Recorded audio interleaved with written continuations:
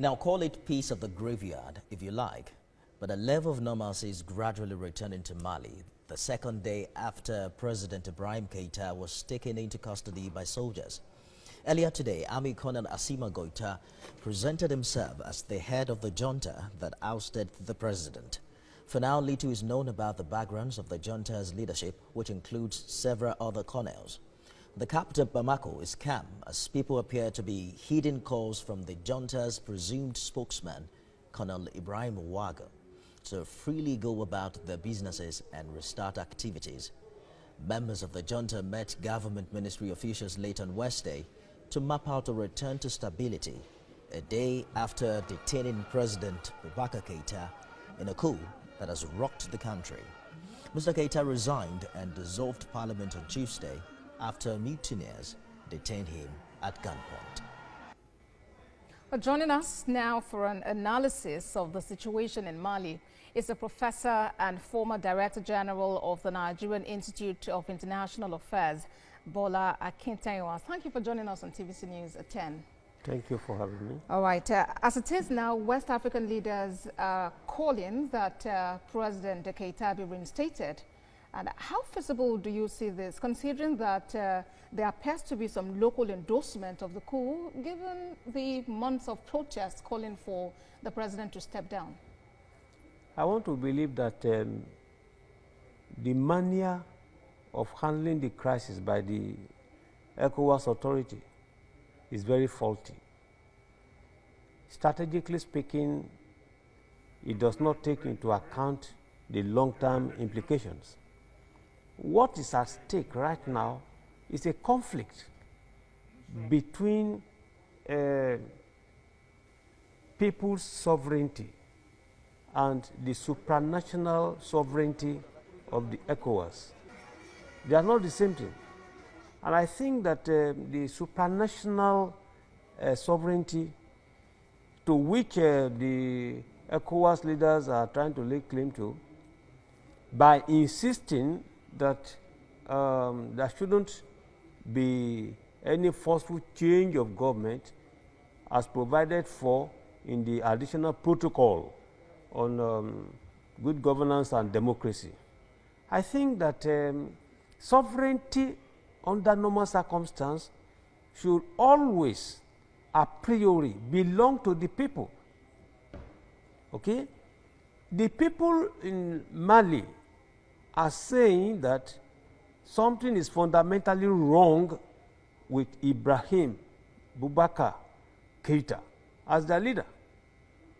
They refer to the fact that in the past 2 years, for instance, people, school children, education have been at stake. They've not been going to school.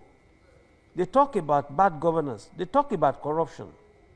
And in this case, if, for instance, since the beginning of this year, people have now been asking, complaining about Keita. Now, the sovereignty that is at stake is the sovereignty of the people. But because the ECOWAS strongly believes that there shouldn't be any forceful change of government, and I agree that there shouldn't have been. But when the people are complaining, what is it that the ECOWAS leaders have done at the level of satisfying the wishes of the people? I think that the protocol on this matter will need a review simply because it has become a desideratum at this critical point in time to lay greater emphasis on horizontal integration, the integration of the people, not integration of governments, not integration of presidents. All right, Prof. Indeed, people have actually been calling that President Keita resign, that he steps aside. But then, with the introduction of the military in this, can the military be controlled? Is there when the military takes over, is there a guarantee that the rule of law will be followed and that there will be normalcy everywhere? This is why we should factor in one Yoruba proverbial saying, what is behind 6 is more than 7. Military intervention is not the classical one we are used to. ECOWAS leaders are talking about coup d'etat.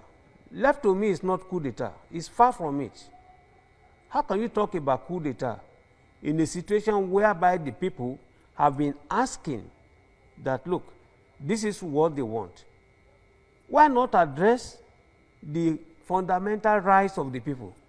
Why is it that it is the right of the government you want to look at?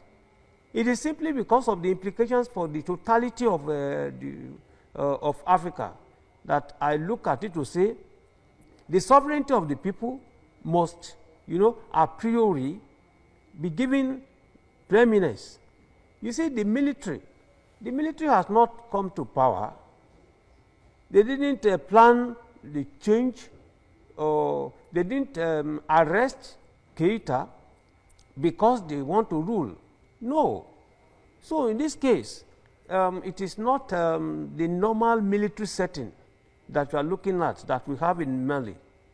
But where you are right, and that is why the decision of the ECOWAS leaders is most unfortunate. You see, the military, as they have come in now, Mali is the regional headquarters of all these Akim, Al-Qaeda, terrorism, etc. all along. If they do not manage it carefully, if they begin to insist trying to sanction Mali under a military setting, that will give an opportunity to the terrorists, to the Tuaregs in the north, and they will just spread easy and quiet to the other part of West Africa. All right, Prof. But as it is now, it is a coup because the military actually intervened, took him into custody, and it wasn't until the next day that he announced on national television that he was resigning. Please, etymologically, a coup is different from coup d'etat. It's a French expression. When you talk about the use of force to change government, and force in this case, we need to redefine it itself. Now, this one is far from being a coup d'etat, even though people believe that the moment you use a quantum of force to change government is coup. And that is what ECOWAS leaders are trying to capitalize on. But here, the truth of the matter is that the situation in Mali is becoming chaotic to the extent now that the military were compelled to come in. Now they arrested him. It's a bloodless, quote and unquote, coup. So you still do not believe it's a coup, but we understand there is a military intervention. And it said that the worst of a democracy is better than the best of a military. Do you know that as of today, latest development in Mali, because of the way ECOWAS leaders are going about it, now the whole people now say they are coming to demonstrate and to show that this is people's revolution. All right, considering the situation now, what is the way forward? How can ECOWAS be better integrated to ensure that member countries, member states can provide exactly what the people need, welfare and security per time? We must first of all begin to have a rethink about these protocols. All right? It needs a fundamental review.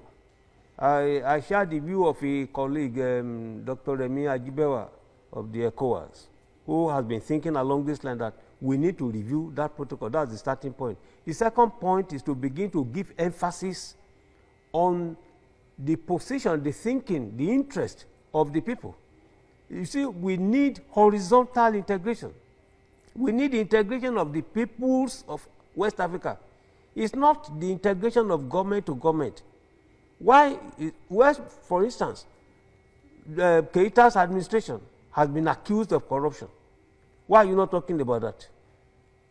Why do you now say that you want to restate somebody who has been accused of that? West Africa as a region Please, go to Guinea, go to Cote d'Ivoire. Protests unlimited. Protests are increasing everywhere. So, governments in West Africa must no longer take the people's interest at stake. Please note, and I'll be very brief on that.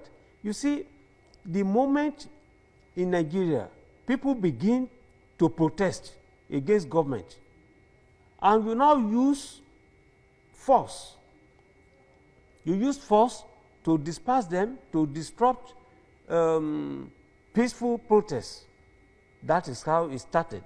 All right, Prof. It's a good way to end the conversation. Professor Bola Akintarenwa, former Director General, Nigerian Institute of International Affairs. Thank you for joining us on TVC News.